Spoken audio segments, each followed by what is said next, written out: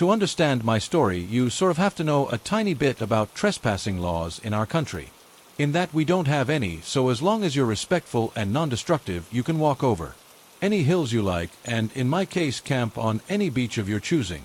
So long as once you leave the area, it's how you found it. I used to love camping when I was little. Our family would go multiple times a year with a large group of my parents' friends and their kids. On average, there were maybe 10 of us at a time, which was a bit of a logistical challenge since we always headed out to this one really remote beach on the coast. Actually, we weren't the only ones. There were always yachts bobbing just off the shore with people in them and other campers lining up and down the beach. Most of them also had children or teenagers, so it wasn't a wild party scene.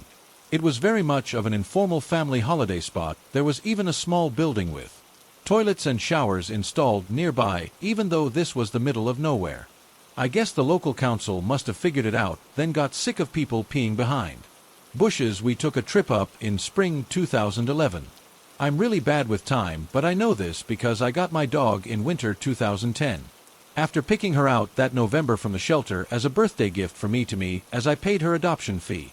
Read it. I know you love dogs, and she will be very important to the story later on. So let me tell you a little about Parmesan. Parmesan came to me as a 6-month-old puppy who had been rescued from a dog-fighting situation. We're not entirely sure what breed she is exactly, but my best guess is Lurcher Staffy mix.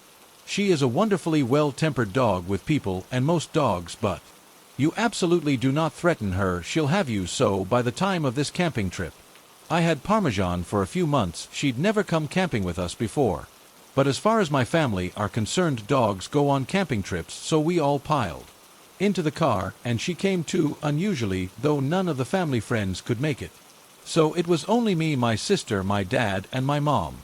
I didn't mind. I wasn't that attached to the other kids. I'd rather play with my dog, and I'd still have my sister. The drive took the best part of 6 hours, and because we left a bit later, although I don't remember why we left later than normal, we arrived at sunset. Not a good time to be building a tent, but we'd expected to arrive to other campers already set up in the beach, illuminated in campfires. The beach was empty.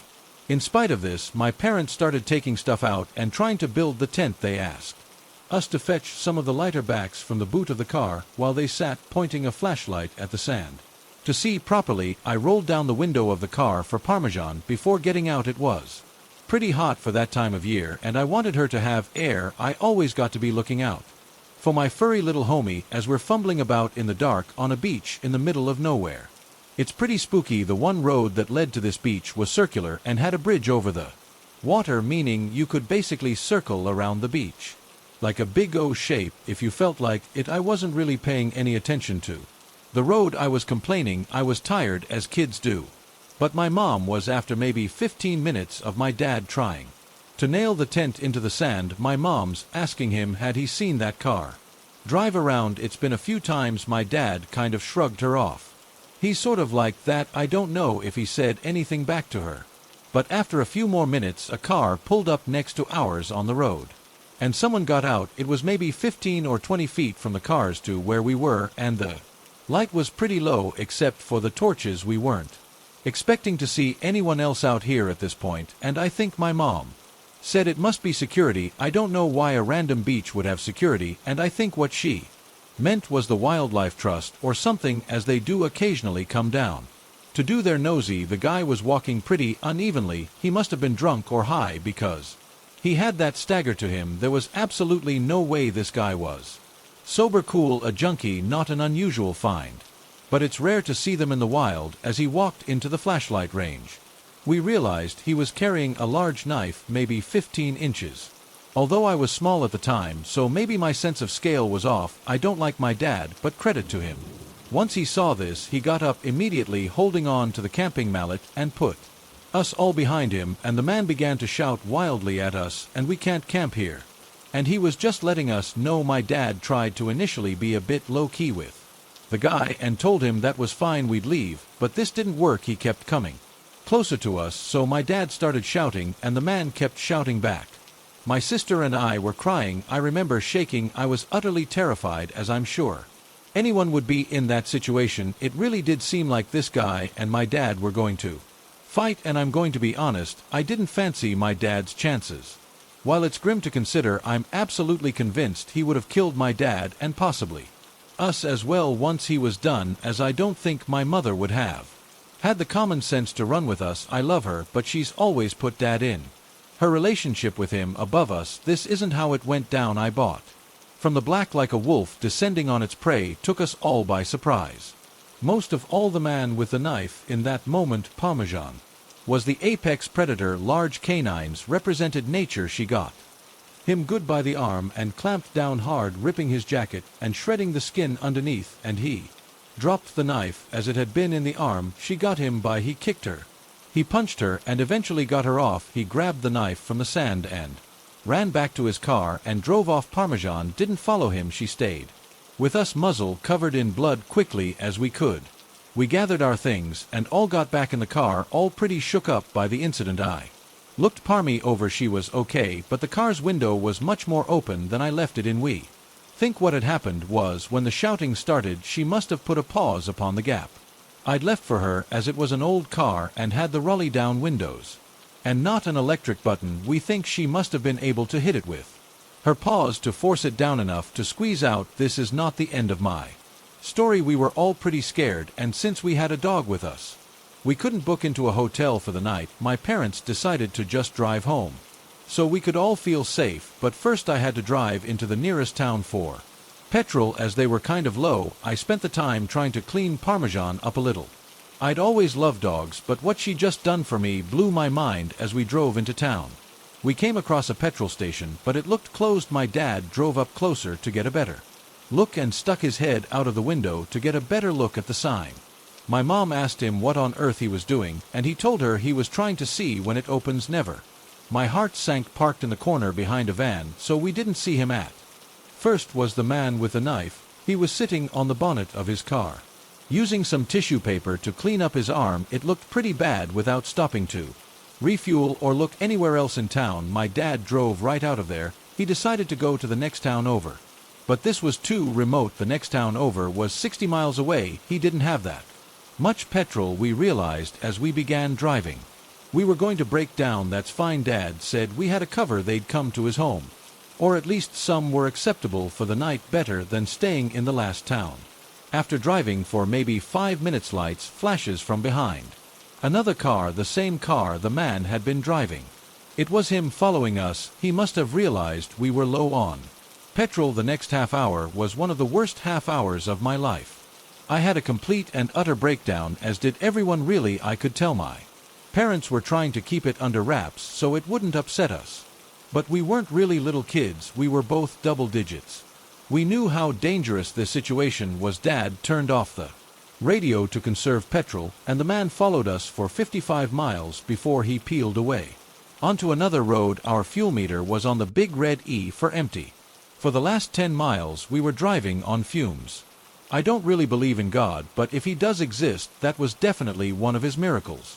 Once we got there, we drove into a petrol station and refilled to a full tank before driving the rest of the way home. My sister and I slept in the car after that. I only woke up once we made it all the way home, just grateful nothing worse had happened than that. After getting some sleep, my mom phoned the non-emergency line for the police and reported what had happened, and they never got back to her after that. But apparently the woman she spoke to said they may wish to in the future, as he matched the description of a suspect wanted in relation to a murder charge. No idea if he actually was that guy or just a random psycho. As I said, they never got back to her. So what's the takeaway then, other than crazy man on the beach? Let's not meet well for me. It's that I love Parmesan.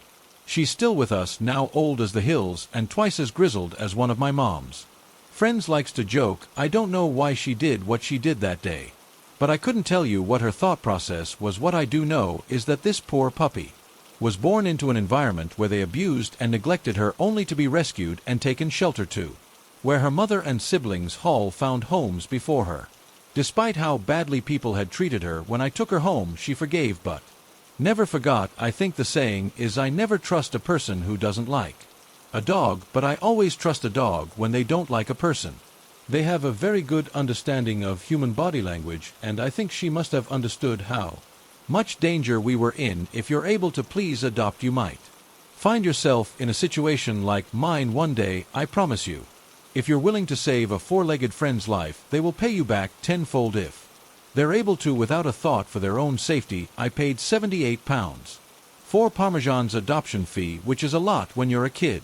But it chills me to my bones knowing if I hadn't been so instant on a dog, I might be dead.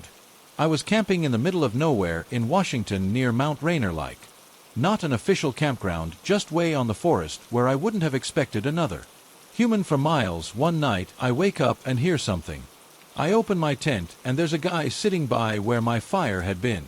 Right outside my tent, nothing particularly noteworthy about the guy, just a fairly regular-looking dude just sitting there a couple feet from my tent. No bag or pack or anything with him, just a guy. He saw me open the tent. His eyes got huge like you'd just seen a ghost, and he took off. It shook me up pretty badly, but over the next day I managed to put it out of my mind fairly well. After writing it off, there's just some odd occurrence. And a guy that was probably high on something and somehow managed to set up camp. Coincidentally not far from mine, then 2 days after that, and 10 to 15 miles away in totally random directions that nobody could take the same path. As on accident, I was sitting by the fire that night and started hearing noises. Then I got more and more convinced, or a person. I called out to them. And out of the darkness, someone who was like, "Do you know how to get the Bells Canyon?" I said, "No, I don't even think that's a real place they kept talking from." Just out of my line of vision, and I tried to see them with my flashlight. But yelled I aimed that way and kinda spooked, and not wanting to piss off a potentially crazy person, I did after like 15 minutes of me being very freaked out and them talking and asking completely random questions from the darkness. It sounded like that voice had gotten closer. So I shined my light that way again, and it was the same dude who had been outside my tent 2 nights before. He had to have followed me almost 15 miles over 2 days, because there is no way he could have just accidentally wound up in the same spot as fast as that wilderness is. No possible way. As soon as my light hit him, he took off again. I started to chase him, but didn't want to get lost in the wilderness in the dark, so I stopped quickly after probably only 100 to 200 feet. This one couldn't be written off, because the only way he could have been in both places specifically, if he was following me. I decided the trip was very over first thing in the morning and hiked back out over 3 days, constantly doubling back, trying to throw anyone following off my trail, and occasionally hiding and waiting to see if he would come by following me. I really can't describe how terrifying it was to feel like I was being hunted through the woods, and to actually have to brainstorm on things I could do to best avoid potentially being murdered. On the first night of hiking out, twice I heard what sounded like a person walking circles outside my tent, but by the time I mustered the courage to look, nobody was there. On the second night, I heard what I thought was an animal making noises at first in the distance, but slowly decided it sounded more like a human making animal calls. It could have actually been an animal, as I didn't actually see the guy again, but it really sounded like a person making howling noises. I literally almost cried when I finally got back to the car. The relief was so strong. To this day, this was probably the most terrifying experience I've ever had. I have no idea who the guy was or what his intentions were, and no way of getting an explanation. But I really can't articulate just what a terrifying few days it was. This happened to me a while back when I decided to go on another camping trip alone. I always liked camping alone.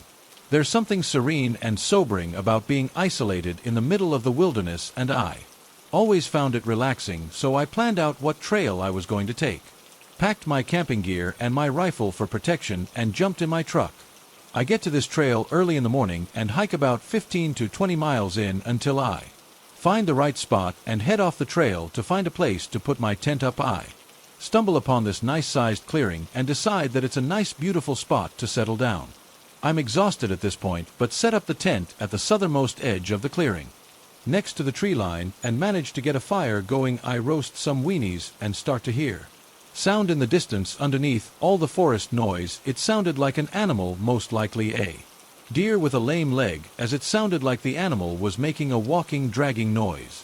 I felt bad for the poor guy, but it was too far away and it was getting dark, so I couldn't really go out and find it and put it out of its misery, thinking nothing of it after that, and go about eating my food. After I eat, I douse the fire and crawl into my tent and insert myself into my sleeping bag.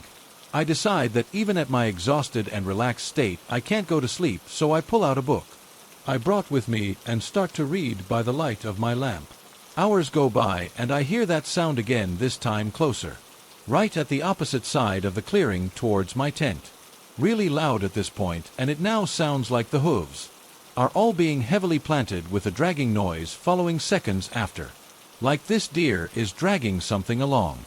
It makes it to about what I assume is the middle of the clearing and stops. I hear nothing, no breathing, I mean not a sound from this animal. I unzip the tent and look into the clearing, nothing but trees in darkness. What the? Unnerved at this point, I zip the tent back up and sit there listening for other noises. Nothing, just the crickets and the breeze. I decide that there are a lot of strange noises in the woods and tried not to let it bother me. Besides, I had my rifle. I started those off when I hear men's laughter off in the distance to my right, then women's laughter and stick snapping far off to my left. I'm up now, wondering if what I'm hearing is really what I'm hearing or just a product of being half asleep. I hear more faint laughing from a couple other different directions, all different. Old men, old women, even children, and confirm that it's real. The noises are closing in and I grab my rifle, preparing to fire a warning shot off in the air in case they came too close. Something about this laughter, how far in I was, the noise earlier, and the time of night told me that this was not just another family strolling through. I was on edge enough already, but then I noticed that the nightlife was dead quiet. Not even the wind was making any noise. I decided enough was enough. I unzipped the tent and fired a shot into the night. I sat there and surveyed the tree line, saw nothing, listened intensely to my surroundings, no laughing, and the four sounds returned. Relaxing just a bit and figuring that scared whoever off, I sat down and in my exhausted state I fell asleep. I woke up later in a cold sweat, racked with anxiety, and it was still dark outside. I immediately hear two people whispering not too far away from my tent. Alert, I grab my rifle and listen to what they're saying. I can't make out much, but I hear something about being lost, so I shout, "Hey, who's there?" The voices fall silent. I shout again, "Are you guys lost? Who's there?" Suddenly a huge burst of flame, like a flamethrower, erupted from the middle of the clearing, illuminating several silhouettes of people just standing around. In shock, I fire my rifle, blowing a hole in the front of my tent, and it goes dark. Without checking my surroundings, I get up and spin out of my tent, making a hard left back to where the trail was. I hiked until sunrise back to my truck, with my head over my shoulder the entire way. Never heard anyone follow me, never saw anyone or anything the whole way, but I couldn't shake the feeling I was being watched. After that, my enjoyment of camping alone left me, like I left all my gear in the woods that night. My family has a camping timeshare, and we used to go camping for weeks at a time in the summer.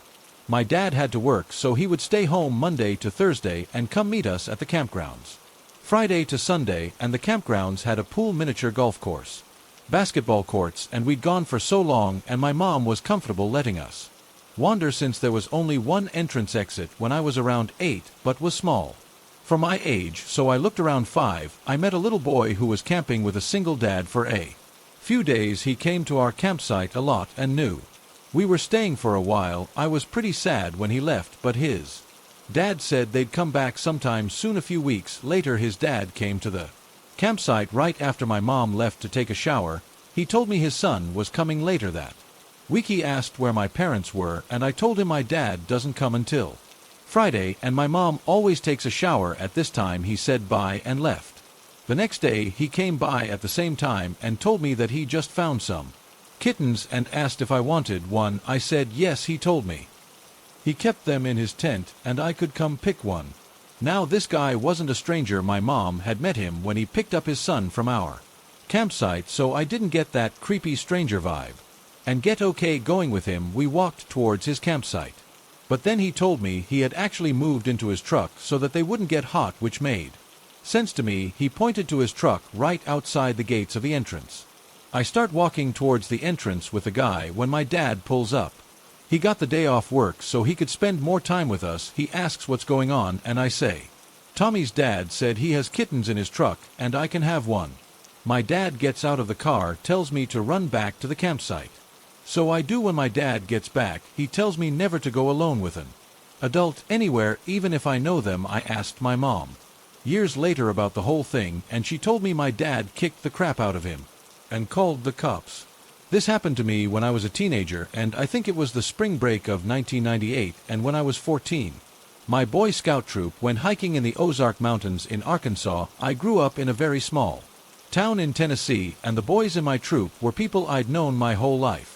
And we were all very close and knew each other very well and trusted each other. We'd been hiking 4 or 5 days or so, and it was miserable. It rained every day, and we were all exhausted and sore and hungry and covered with blisters, and the adults realized we'd bitten off more than we could chew in trying to hike a 60-mile trail, especially with the awful weather, so we changed course and gotten off the trail to spend the night in a driving campground, the kind of place with hookups for RVs and picnic tables and fire pits and grills and a central bathhouse with showers and toilets. It was in a very remote area far from a town or a house. There may have been a few other small groups there, but if there were, we never interacted with or saw any of them. We were all filthy and wet and thus very excited about taking a hot shower. It was dark and we'd finished dinner. A group of 5 of my friends, including my friend Jeremy, who like everyone else in our group I had known since we were babies, headed up to the bathhouse, which was maybe a quarter-mile walk through the pitch-dark woods up a worn down gravel walking trail. I stayed behind to clean up, and after 10 or 15 minutes followed them by myself. I had a weak little flashlight, the old incandescent kind, pre-LED. I remember the woods were totally silent. When I got about halfway to the bathhouse, I could see the light from it off in the distance through the woods. I heard a noise to my left, and I looked over and saw my friend Jeremy standing by an old-school manual water pump about 20 feet off the trail, the kind of pump where you raise and lower a handle to pump water up from a well. There was a strange light around him, like the moon, and come out from behind the clouds. I was startled to see him there by himself in the woods off the trail. I asked him if he was already done with his shower. He seemed kind of sad, and he said, "Yeah, it's all yours." I said okay, and didn't think much of it until I got to the bathhouse. When I walked in the door, my friends were all in there, and I heard Jeremy talking from in the shower. All the blood drained out of my head, and all the hair on the back of my neck stood up. I had to sit down before I passed out. My friends were freaked out and wanted to know what was wrong. I told them what had happened. They nervously made jokes about how I must have been smoking pot. This was long before any of us had experimented with any mind-altering substances, but I could tell they believed me. Like I said, we'd known each other forever and knew when one of us was exaggerating or playing a joke. We all waited together until everyone was finished showering and brushing teeth and whatnot, and then walked back together in total silence. When we got back to the spot, I'd seen whoever he was gone without a trace.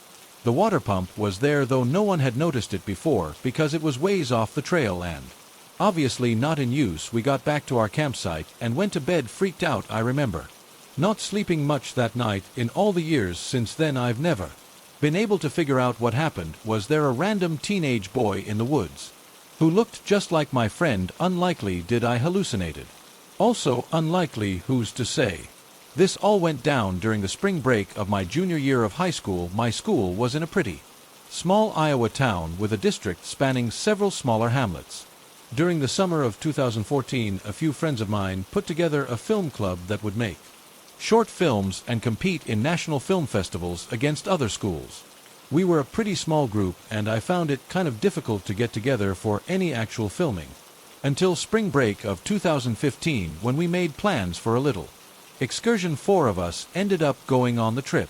Myself and 3 members of the club, let's call them Jake, Bill, and Kyle.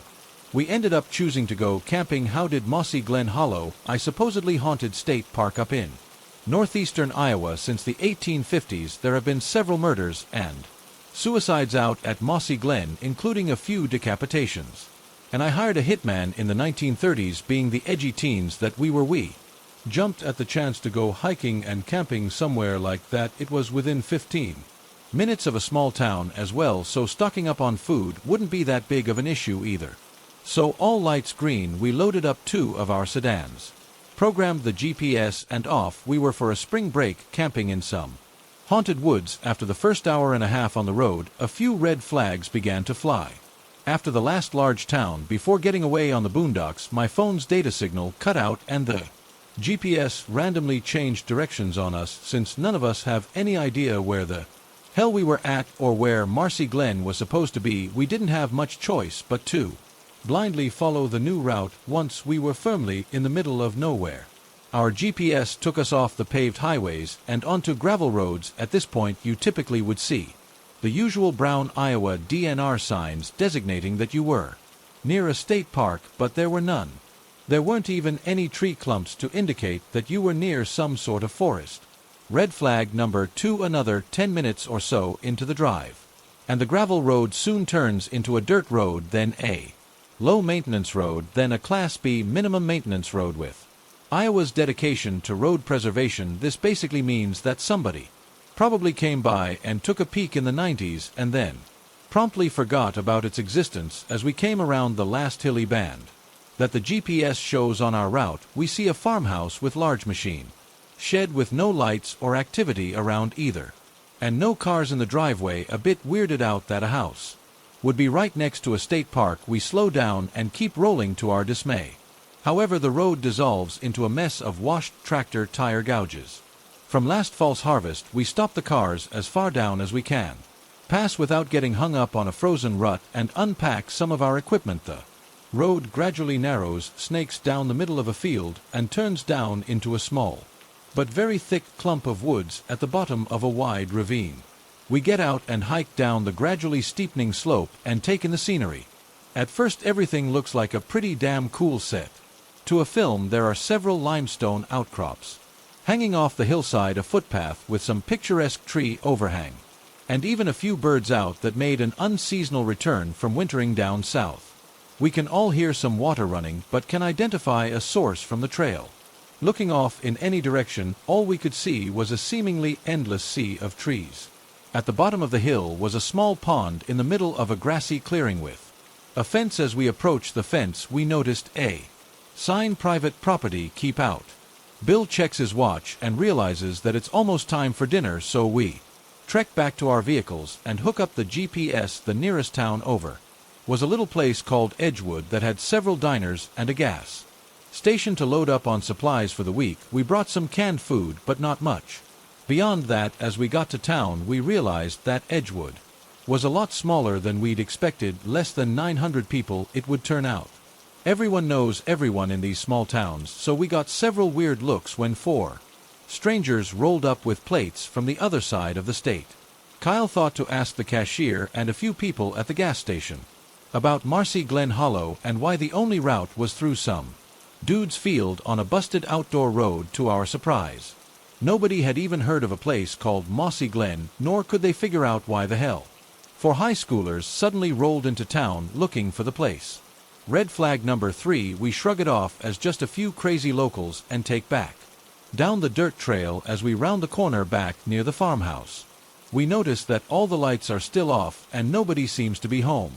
I suggest that we leave some sort of note on the house door that we're going to be parking on the side of the road near their place, just to be safe. It is starting to get late in the day, and being this far out in the country, it wouldn't be unheard of to come face to face with a shotgun when the homeowners find our cars, since the road is impassable from that point on anyway. Parking there wouldn't realistically block anybody off the road and would still technically be on public land. We hike back down the wooded trail and start scouting for a place to set up camp for the night, making sure to be on the public side of the fenced pond area.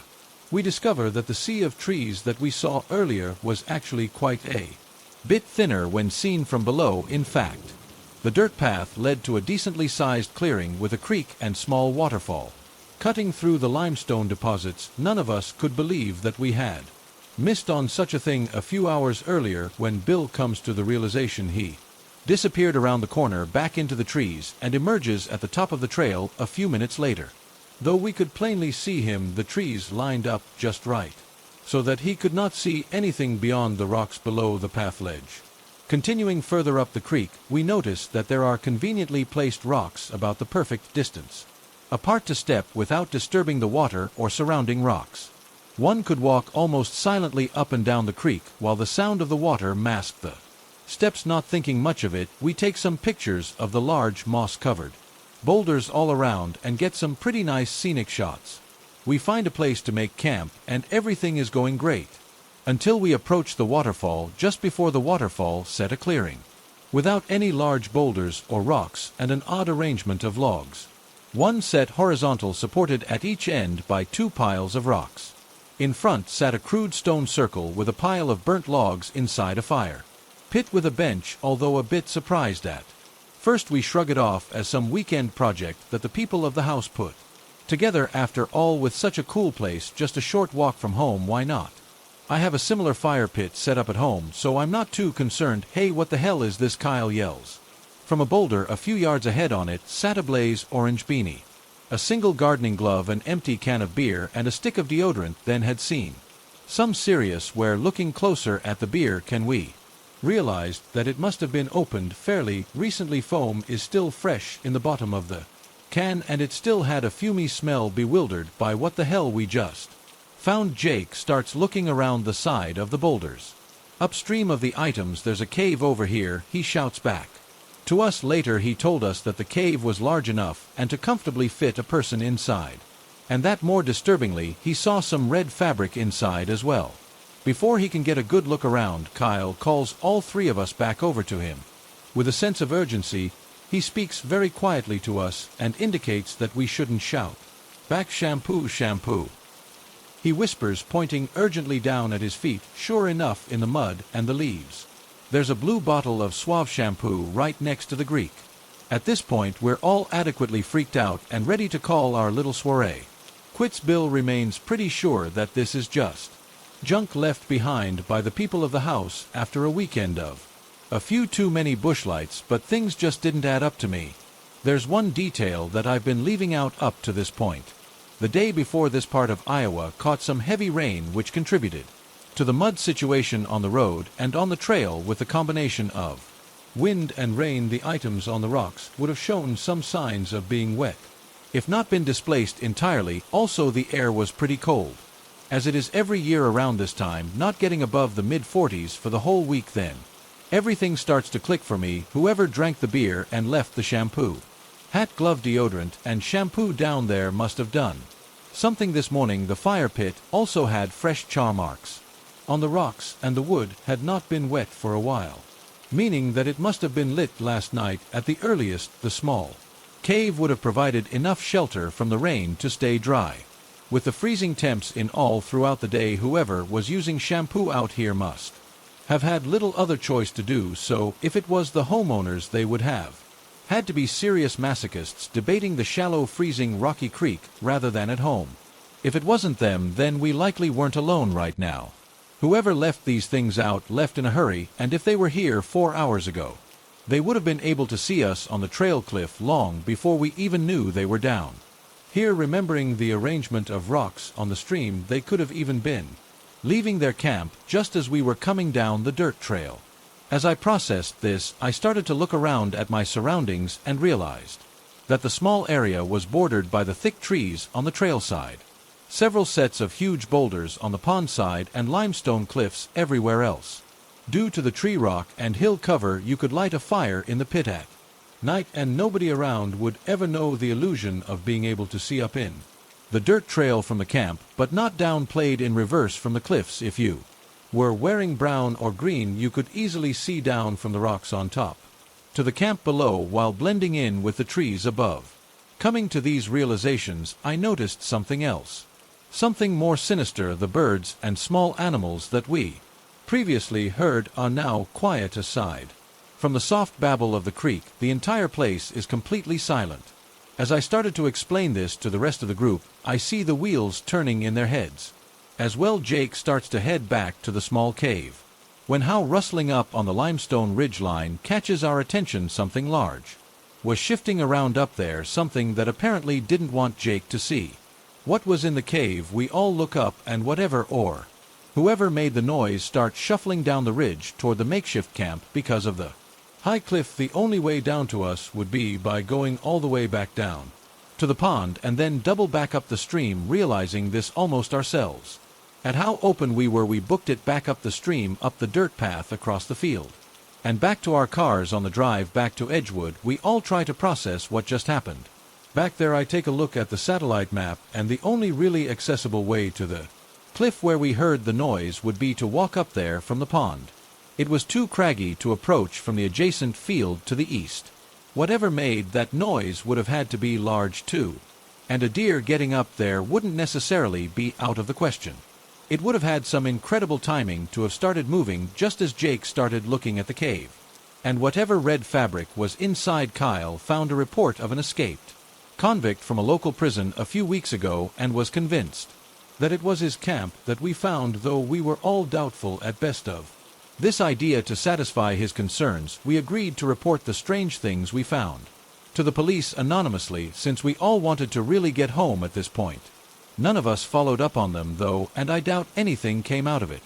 A small close-knit town police department gets a report of strange sightings from some stranger, and the same day 4 high schoolers roll up and park outside a farmer's house for a few hours and then book it out. Doesn't exactly spell high-threat criminal activity to me. Still, things just don't seem to add up. Whoever came running down that cliff, if indeed was a who, wanted to keep whatever was inside the cave hidden, but not enough to actually fight for decently tall and able teenagers. We figured he just wanted to scare us off, since the noises seemed to stop once we reached the dirt path. I thought it odd that someone living out in the woods with something seemingly to hide would set up sharp in a state park, that is, until I checked my GPS again. That little reroute that it took us on was an old entrance to the park that had been cut off by the purchase of the lake area sometime between the map records used for Google's navigation being updated. And that day, the current entrance to the park is about 2 miles north of where the GPS sent us, thinking it found a faster route. The place we were at was still public land for sure, but not quite what we pictured. So dude, in Mossy Glen Hollow. Let's not meet. Hey guys, thanks for listening. Go ahead and drop a comment if you enjoyed the video, then go on and hit the notification bell to be notified when I next upload. And subscribe, it would really help me and my channel out. Thanks again guys, I'll see you in the next one.